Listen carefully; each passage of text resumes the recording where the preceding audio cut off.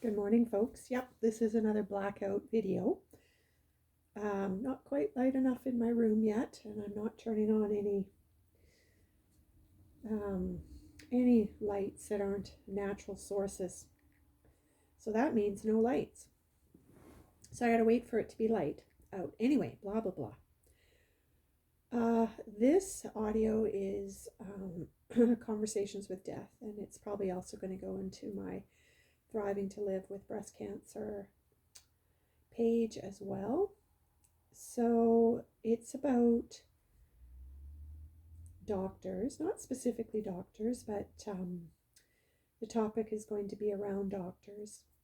And this is not to say that doctors don't have purpose and that they aren't important and that I don't value their studies and their walk in life and their practice and what they do have as medicine that they offer. And at the same time, I have other opinions as well, and other ideas and other experiences with doctors. As all of you probably know, or maybe you don't, and this is your first time coming into connection with me, but I was diagnosed 3 years ago, well, actually, 39 months ago, with stage 4 breast cancer metastasized and given 3 months to live. So up until December of 2020 to live. Now, what I do want to say is that I'm alive 3 years later than when they said I would be. I still get up every day. I still do things. I still have a life. Not exactly the life that I used to have or that I would like to have, but I have a life and I'm dealing and thriving with breast cancer. And I've done it all natural and holistically with very little connection in with doctors. My initial touch in with doctors was when my heart went out and I went into arrhythmia. Now, I already have an arrhythmia, but this brought it into an arrhythmia that I could not bring myself back out of. So I was rushed to emergency 2 days after I had gone into arrhythmia. And that's when, of course, they found the lump in my breast, which was quite obvious. I knew it was there. And they diagnosed me. And what happened after that was very disturbing and upsetting. There were 12 doctors that came to me at different times for the 4-day period that I was in ICU. And they all were quite bullyish and all very imposing in their way, in their will, and all really trying to sell me on dying and that I was going to die, but they could give me some extra time here if I chose to do chemo and radiation and chose to come into their standard of care practice. And I was pretty messed up. My heart had been out. They finally got it back in after about 3.5 days. My lung was filling up with fluid, my left lung, so it was collapsed, pretty much fully collapsed. I was having a hard time breathing. I couldn't walk more than 5 steps without utter exhaustion. And I had these people, these doctors coming to me, and they etched in my consciousness that I was going to die, that there was no hope for me, that I could use their standard of care practice, which was chemo and radiation and other chemicals, and that there would be not a great quality of life with these choices, but it would give me more time here with loved ones. And they really sold the fear and the fear of dying and the fear of like not having my life and the fear of not having connection to my loved ones and being here longer with loved ones and just how important and how much that mattered. And they really sold or were trying to sell all of that. And they also sold that if I didn't book chemo and radiation while I was in the hospital, that it would be a lot more difficult to get that treatment once I was out. So, tactics there to get me signed up, get me going, get me on the paycheck, get me on their paycheck. So it was very disturbing. Their bedside manner was awful. They were cold.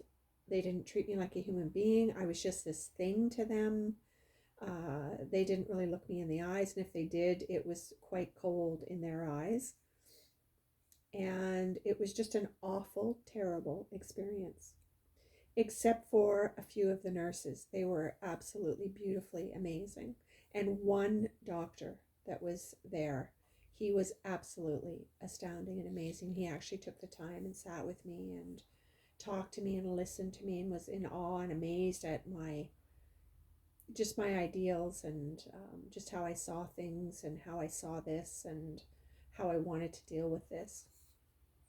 And so that experience really took me into a very deep, dark depression and really excruciatingly hopelessness. And it really didn't help me at all. In fact, it hindered me in so many ways. And I had to work so hard to get through that trauma that I had been through in the ICU with all those doctors. And then the oncologist doctor was just horrific.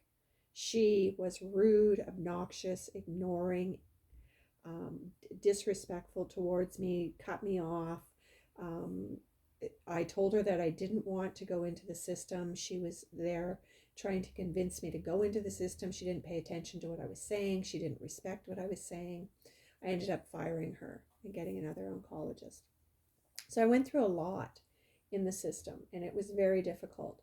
What I want to say is that I honor that they may or may not have medicines and systems and protocols and services that help and support people in their illnesses, diseases, and all of the things that you would go to a doctor for.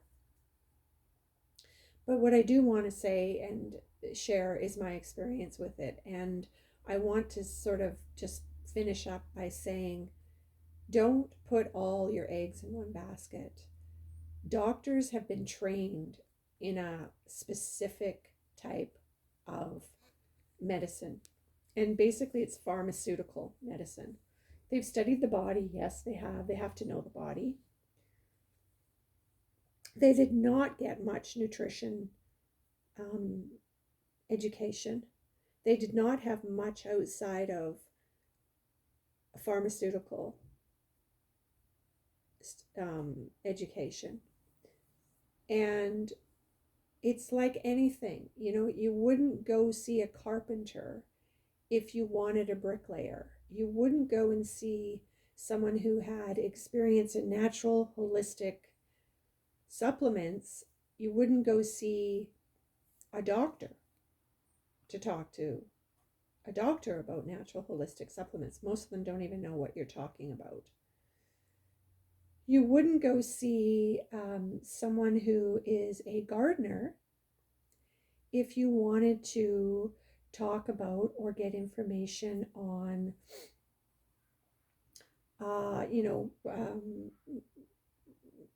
fixing your car.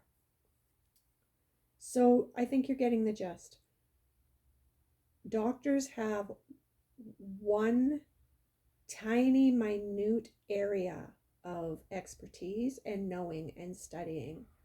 There are so many other aspects and avenues and options and services and devices and protocols and herbs and medicines that are outside of the realm of the doctor. So don't believe everything your doctor says to you.